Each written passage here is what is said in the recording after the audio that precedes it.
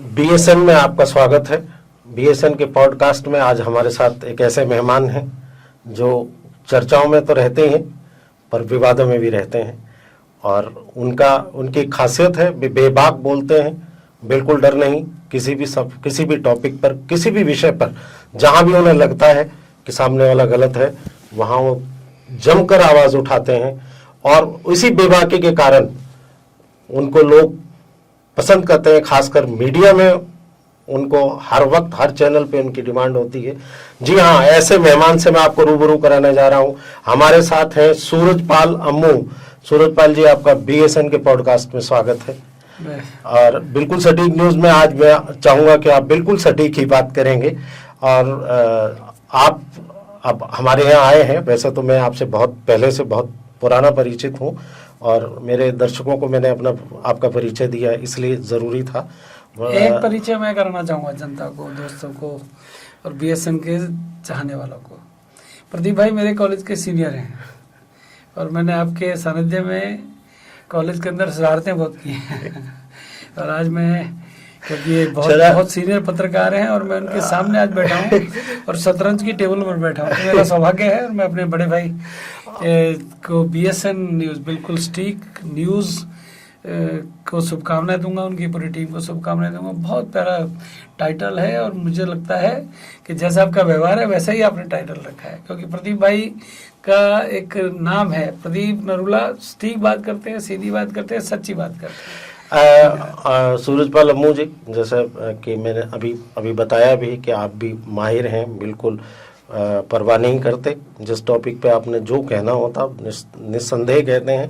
और हमें आपको बुलाया, एक तो समय की मांग भी थी कि आजकल महाराणा सांगा को लेकर एक सपा के एक सांसद द्वारा अभद्र टिप्पणी किए जाने को लेकर आप बहुत मुखर हैं इस वक्त, और इसी मुखरता के चलते आपसे जानना चाहूँगा कि जो टिप्पणी, अभद्र टिप्पणी जिस तरह की रामजीलाल सुमन ने की है, और मैं कल करनी सेना ने उसका विरोध भी किया है, तो एज ए करनी सेना के प्रेसिडेंट के की शुरुआत यहीं से करूंगा। वैसे मैं पॉडकास्ट आपके बारे में जानूंगा, लोगों को बताऊंगा कि सूरजपाल अम्मू जी कहाँ से उठे हैं, किस जमीन से उठकर उन्होंने ये अपना एक मुकाम बनाया है, उस पर बाद में बात करेंगे।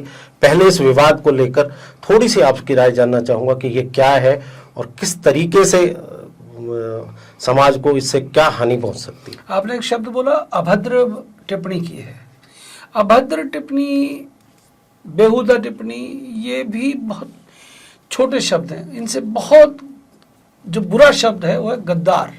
हिंदुस्तान के, मैं रामजीलाल सुमन के लेवल पे नहीं जाना चाहता, मैं वही कह रहा हूं, इसीलिए आपसे। हिंदुस्तान के जो 125 करोड़ लोगों को देश की सबसे बड़ी पंचायत, राज्यसभा को मैं सबसे बड़ी पंचायत कहता हूँ जी, उस सदन के अंदर वो 125 करोड़ हिंदुओं को गद्दार कह रहे हैं। वो कहते हैं कि मुस्लिम तो बाबर को मानते हैं, अपने मोहम्मद साहब के वो चाहने वाले हैं, परंतु हिंदू सबसे बड़े गद्दार हैं, वो राणा सांगा के को मानते हैं, और राणा सांगा ने बाबर को बुलाया। मैं समझता हूँ, उन्होंने औलाद शब्द का इस्तेमाल किया, गद्दारों की औलाद जी, गद्दार की औलाद, ये शब्द उन्होंने कहा जी। मैं समझता हूं कि जिस व्यक्ति को इतिहास की जानकारी ना हो तो वो ये बात बोले तो समझ में आता है। रामजीलाल सुमन 2 बार कैबिनेट में मंत्री रह चुके हैं भारत सरकार के अंदर। अभी वो राज्यसभा के सांसद है, समाजवादी पार्टी से हैं, और आप राज्यसभा के अंदर वक्तव्य दे रहे हैं गृह मंत्रालय के किसी विषय पर चर्चा के दौरान। आप क्या बोल रहे हैं देश की पंचायत के अंदर, जहां पर उपसभापति बैठे हुए हैं राज्यसभा के और सांसद बैठे हुए हैं, वहां पर इस प्रकार की टिप्पणी करना और उस टिप्पणी का विरोध ना करना और सांसदों के द्वारा, ये गंभीर विषय है जी। हमें लगा कि शायद रामजीलाल सुमन को या समाजवादी पार्टी के उस सांसद को ये वहम हो गया है कि वही सर्वोच्च है। ऐसा नहीं है। देश में लोकतंत्र है, लोकतंत्र में अभिव्यक्ति की आजादी अगर सांसद को है तो प्रदीप नरूला जी को भी उतनी है, सूरजपाल अम्मू को भी उतनी है, करनी सैनिकों को भी उतनी है, और वो 125 करोड़ हिंदुओं को जी, मैं 125 करोड़ टारगेट करो, 140 करोड़ की संख्या में 125 करोड़ के आसपास हिंदू होंगे जी, उनको वो चैलेंज कर रहा है कि तुम गद्दार हो, तुम उनकी औलाद हो, जी। अरे भाई क्या बोल रहे हो, आपको मालूम ही नहीं है। फिर आपको राणा सांगा का इतिहास मालूम है क्या? जिस व्यक्ति ने 18 बार इब्राहिम लोदी को हराया हो, 100 युद्ध लड़े हो, 100 में एक भी युद्ध वो अभी कभी हारा ना हो, शरीर पे 80-80 घाव 80 लगे, घाव, एक आंख एक हाथ ना होने के बावजूद भी 80-80 घावों के साथ एक व्यक्ति युद्ध लड़ रहा है, वो शासक है महाराणा संग्राम सिंह, उनका असली नाम जी, महाराणा संग्राम सिंह सिसोदिया वंश के वो शासक थे, बिल्कुल राणा रहे हैं। हाँ। परंतु इसमें प्रदीप भाई एक बात करूं, अगर आप जो सच्चे इतिहासकार है, अच्छे इतिहासकार, उनकी किताबें पढ़ोगे और उसमें राणा सांगा के बारे में पढ़ोगे तो उसके अंदर एक बहुत प्यारी लाइन है, हिंद पथ महाराणा संग्राम सिंह उर्फ राणा सांगा जी, ये उनको उपाधि दी गई है, हिंद पथ। नहीं, मैं हिस्ट्री का स्टूडेंट रहा हूँ। हम गनी साहब के स्टूडेंट रहे हैं जी। आप, मैं गनी साहब जो अलीगढ़ मुस्लिम यूनिवर्सिटी के अब्दुल गनी साहब, मैं उनका स्टूडेंट रहा हूँ। तो हमने उनसे, अब अब्दुल गनी मुसलमान होने के बावजूद भी हमारे को इतिहास पढ़ाते थे, परंतु उन्होंने तो हमें कभी वाली बातें नहीं बताई, अच्छी अच्छी बातें पढ़ाई। परंतु मैं एक बात कहना चाहता हूँ, आज उस व्यक्ति के बारे में आप बोल रहे हो। मैं कल एक चैनल पर था जो हिंदुस्तान का बड़ा चैनल है, वहां पर एक समाजवादी पार्टी के प्रवक्ता थे। मैंने उनसे पूछा भैया क्या जानते हो, क्योंकि अखिलेश यादव ने कल सुबह एक्स के ऊपर ट्वीट किया जी, उस पर लिखा कि हम लोग राणा सांगा के कौशल को सलाम करते हैं, सैल्यूट करते हैं, वो बहुत बड़े वीर थे वगैरह वगैरह वगैरह। अब सुबह जब उन्होंने लिखा तो फिर मैंने कहा दे रहा है, दुरुस्त है, अच्छी बात है, अखिलेश यादव ने अपनी बात रख दी। परंतु दोपहर होते होते अखिलेश यादव का रंग बदल गया गिरगिट की तरह। वो उस मामले को एक नया रंग देने लग गए हाँ, कि दलित समाज से आते हैं, इसलिए मैंने काका से, जो उनके समाजवादी पार्टी के प्रवक्ता हैं, और अशोक यादव जो उनके प्रवक्ता हैं, उनसे पूछा भैया एक खानवा कहाँ पर है, जो खानवा का युद्ध हुआ, जी जी, अंतिम युद्ध हुआ, खानवा कहाँ पर है, ये हसन का मेवाती कौन है, आपको मालूम है क्या? अब इधर उधर देखने लगे, अब क्योंकि हर आदमी सोचता है गूगल पे सब कुछ मिल जाएगा। अब मैंने कहा खानवा कहाँ है ये तो बता दो भैया, खानवा का युद्ध, खानवा का युद्ध, अरे कड़वा का युद्ध भी बोलते हैं उस खानवा को। जब उनको नहीं बताया गया, उस चैनल के बड़े एंकर ने पूछा कि बताओ, सूरजपाल सिंह पूछ रहे हैं खानवा कहाँ पर है, खानवा का युद्ध कहाँ हुआ, उन्हीं के हाँ। अब वो इसमें वो बगले झांकने लगे। कहने का अर्थ है, जब व्यक्ति को इतिहास नहीं मालूम, जी, आपके राजनीतिक पार्टी के प्रवक्ताओं को इतिहास नहीं मालूम और आप जो चाहे बोले जाओगे। मैंने उनको बताया कि भरतपुर जिले के अंदर रूपसार तहसील के अंदर एक कस्बा है खानवा, वहां पर युद्ध हुआ, वहां पर उनको घाव लगे, लड़ते रहे। हसन का मेवाती, मेवात के राजा हसन का मेवाती, क्योंकि मेरा आप दोनों मेवात से आते हैं, उन्होंने हजारों सैनिकों के साथ, लाखों सैनिकों के साथ उनका साथ दिया, बाबर के खिलाफ लड़े और राणा सांगा की सेना जीती खानवा का युद्ध। परंतु क्योंकि राणा सांगा घायल हो गए थे, जब वहां से चले तो उनका चित्तौड़ पहुंचते पहुंचते, मेवाड़ पहुंचते पहुंचते, वो रास्ते में बूंदी के रास्ते में उन्होंने अपने वो शांत हो गए। तो उनको पता नहीं है इतिहास, गौरवशाली इतिहास के बारे में बकवास करना, बदतमीजी से बोलना। और इब्राहिम लोदी के भतीजे आलम खां और पंजाब के शासक शौकत खां, इन्होंने उसको बुलाया था, बाबर को अपनी मदद के लिए बुलाया था, क्योंकि इब्राहिम लोदी के भतीजे इब्राहिम लोदी से परेशान थे। अम्मू जी, मैं एक चीज जानना चाहूँगा कि जिस तरह सपा अब पिछले कुछ घंटों से, एक दिन से आके रामजीलाल सुमन के पीछे खड़ी हो गई है। मैं अखिलेश यादव तो नहीं बल्कि उनकी धर्मपत्नी का भी बयान सुन रहा था, जिस तरह की सपा उनको बैकडोर से मदद करने लग गई है। तो ये जो प्रकरण है, राणा सांगा का अपमान जो किया है एक सांसद ने, ये अब कहाँ तक, ये जो आपका करनी सेना का जो विरोध है, प्रदर्शन है, वो कहाँ तक जाएगा? मैं उसके बारे में थोड़ा, मैंने एक शब्द का आपको, गिरगिट। अखिलेश यादव ने कल गिरगिट की तरह रंग बदले, सुबह रंग अलग था, दोपहर को अलग था, शाम को अलग हो गया। मैं सच बता रहा हूँ, मैं आपके चैनल पर बैठा हूँ BSN, और आपका नाम बहुत बहुत बहुत बड़ा नाम है प्रदीप नरूला का मीडिया जगत में जी।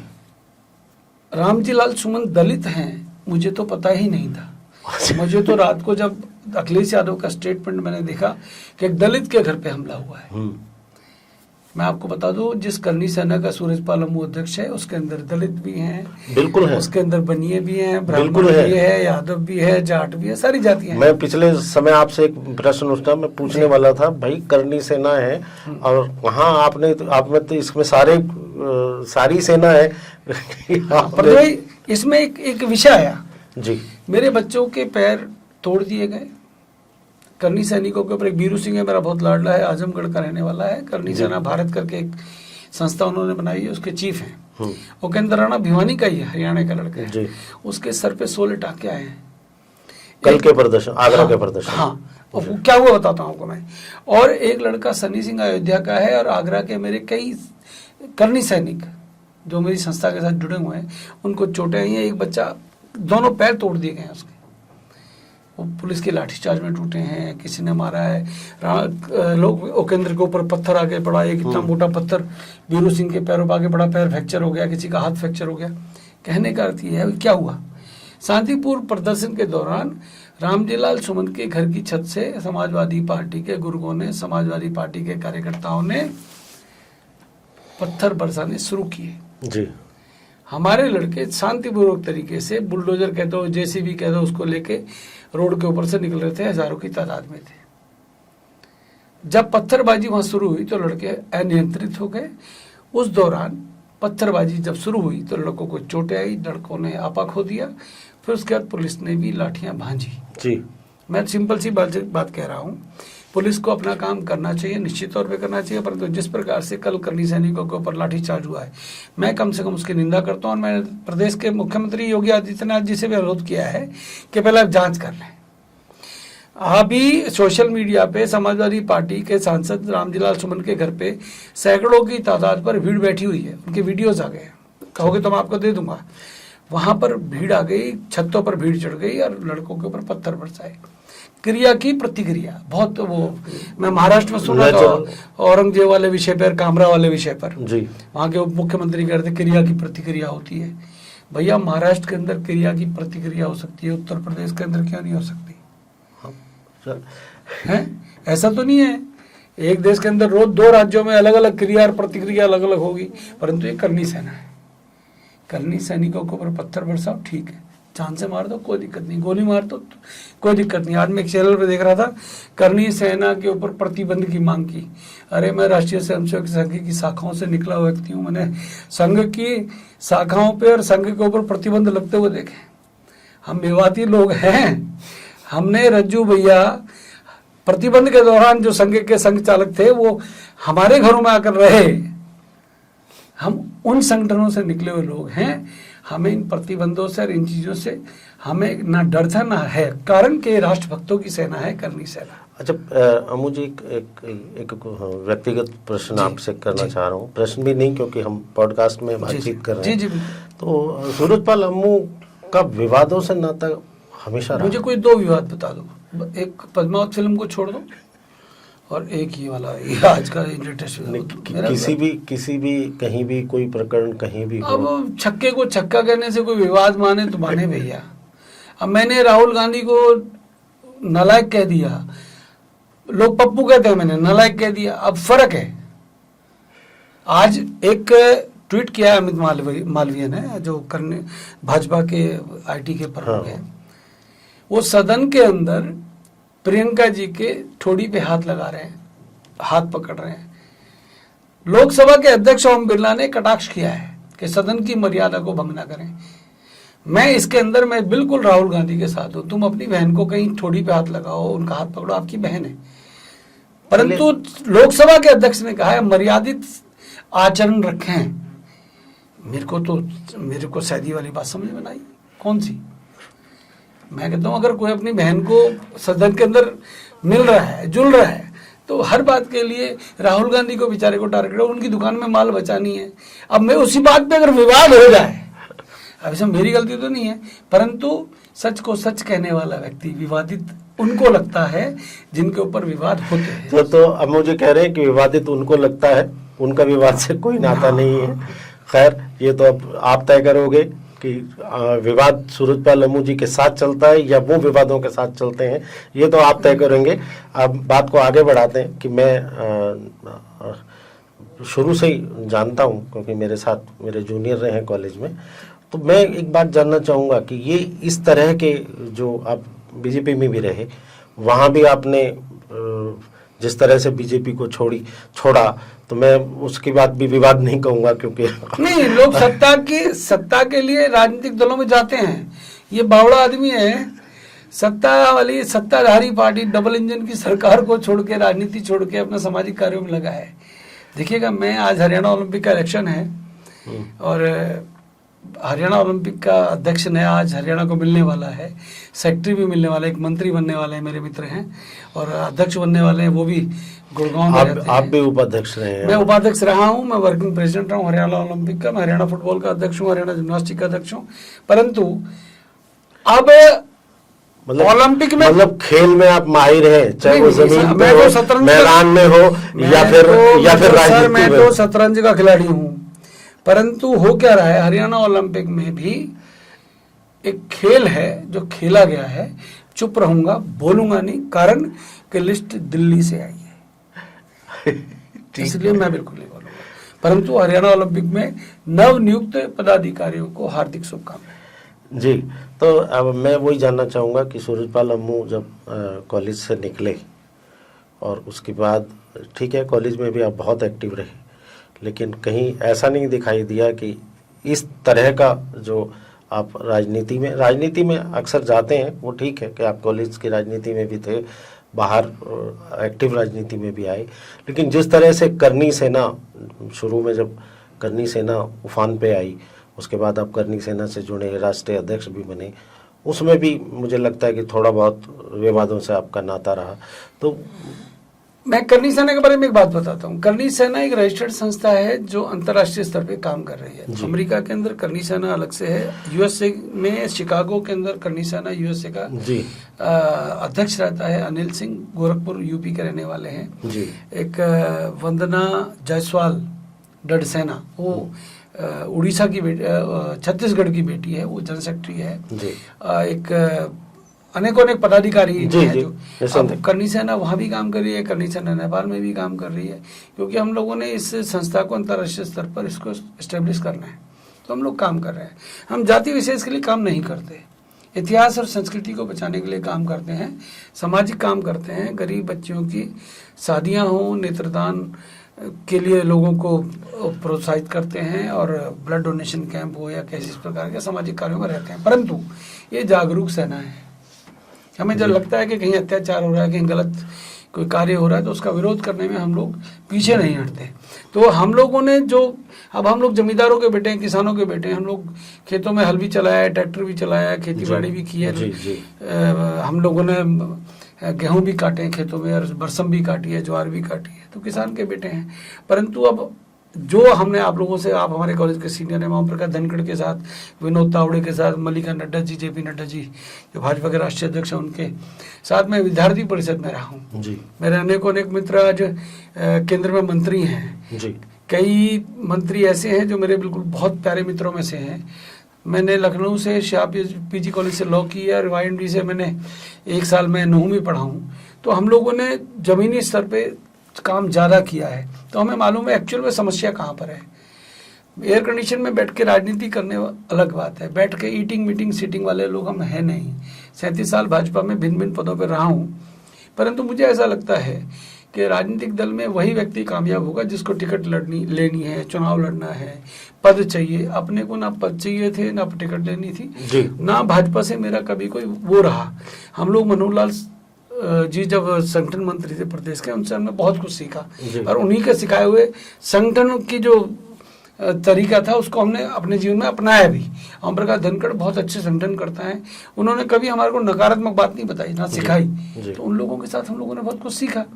अब मैं मुझे एक चीज़ कहूँगा कि जिस तरह से एक करनी सेना की इमेज है कि जैसे ही नाम आता है करनी सेना, तो लगता है कि प्रदर्शन की राजनीति होगी, या जिस तरह का एक, आप समझ रहे होंगे मेरी बात, कि जिस तरह का एक आम लोगों में, और आप बता रहे हैं कि समाज सेवा के जो आपने कार्य गिनवाए, क्योंकि कुछ कार्यों का मैं भी साक्षी हूँ, तो ये आम लोगों को नहीं पता। करनी सेना का नाम आते ही कि इमेज अलग जाती है, तो उस इमेज के लिए आप क्या कहना चाहोगे, उसे सुधारने में? बहुत प्यारा सवाल है आपका। पहली बात, तुम बिगड़े हो नहीं जो सुधारें जी। एक बात, मेरे को भगत सिंह याद आते हैं। जब भगत सिंह, सुखदेव, राजगुरु, चंद्रशेखर आजाद जब ये अंग्रेजों के विरुद्ध लड़ रहे थे तो गांधी जी इनका विरोध करते थे जी, नेहरू जी इनका विरोध करते थे।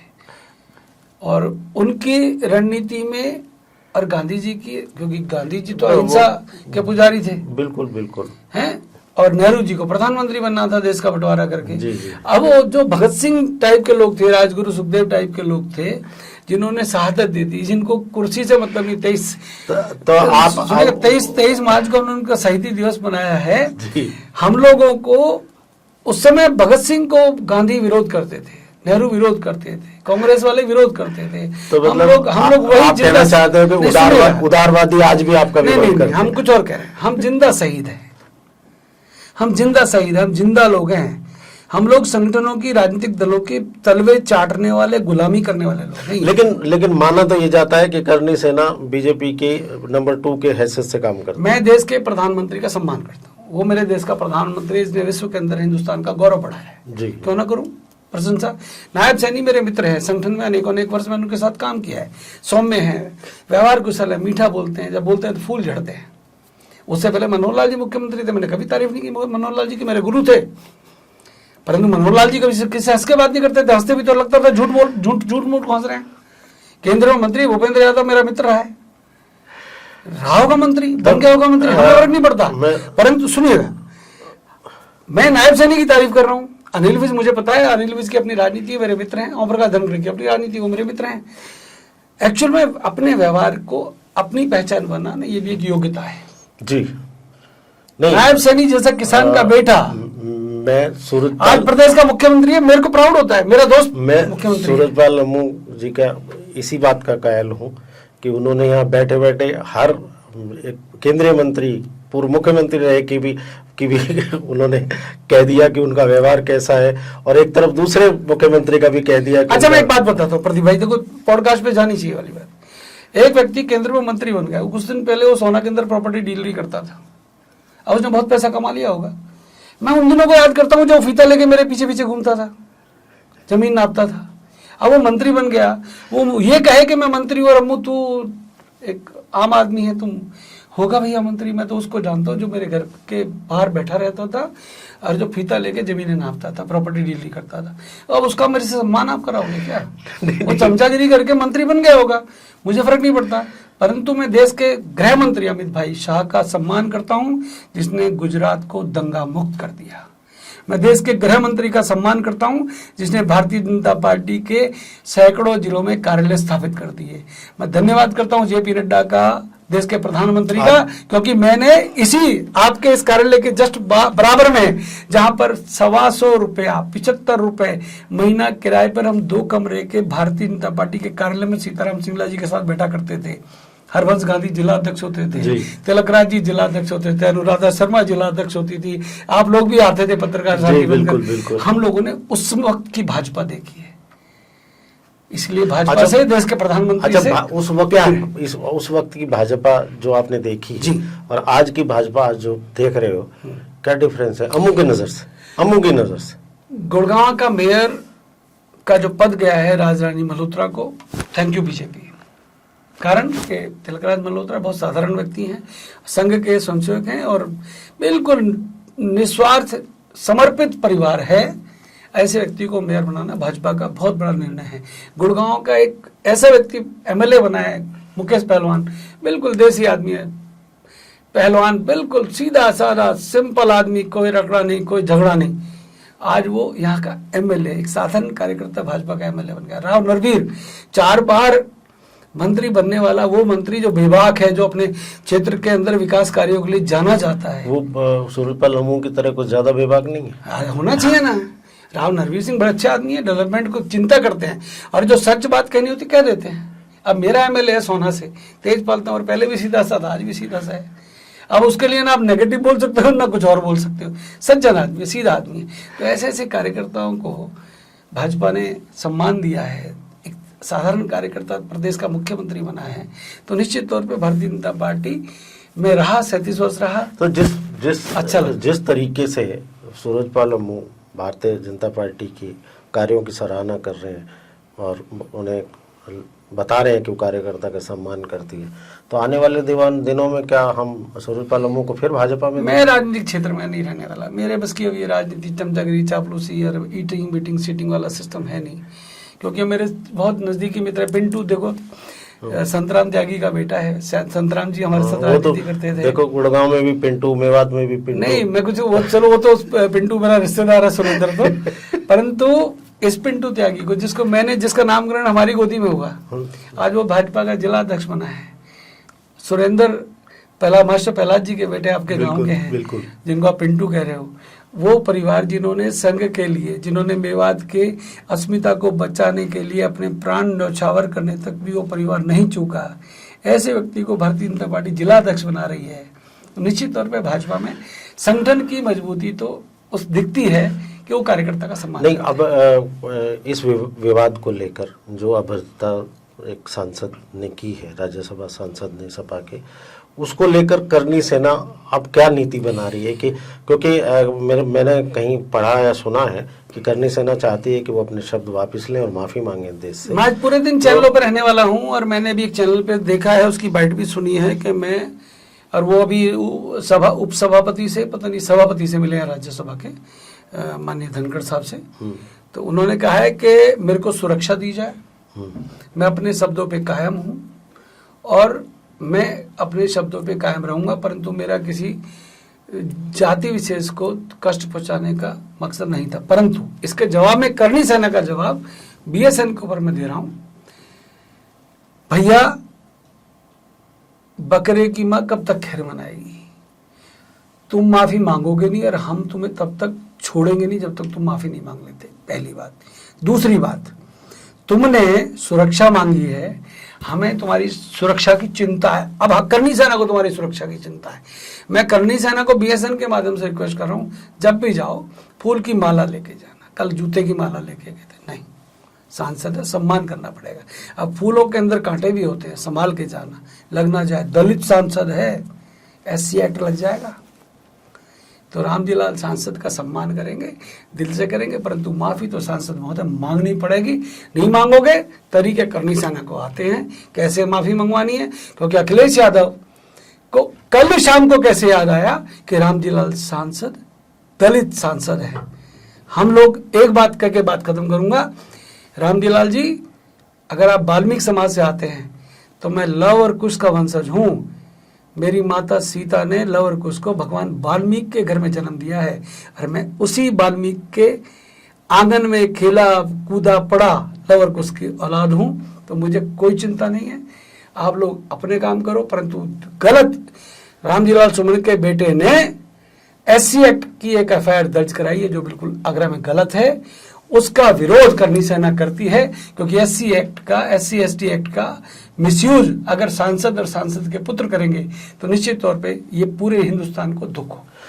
आपने देखा कि करनी सेना के राष्ट्रीय अध्यक्ष सूरजपाल अम्मू, जैसा कि उनका व्यवहार है, बिल्कुल बेबाक और बिल्कुल निडर होकर अपनी बात रखते हैं और किसी भी चीज़ से नहीं डरते हैं। आज हमने इनके साथ इस विषय पे चर्चा की, इनके व्यक्तिगत विषय पे मैं फिर कभी किसी दिन इन्हें बुलाऊंगा। आपका बहुत बहुत धन्यवाद सूरजपाल अम्मू जी, और मैं दर्शकों निस्संदेह अगले पॉडकास्ट में फिर आपसे एक बार मुखातिब होंगे। धन्यवाद। Thank you.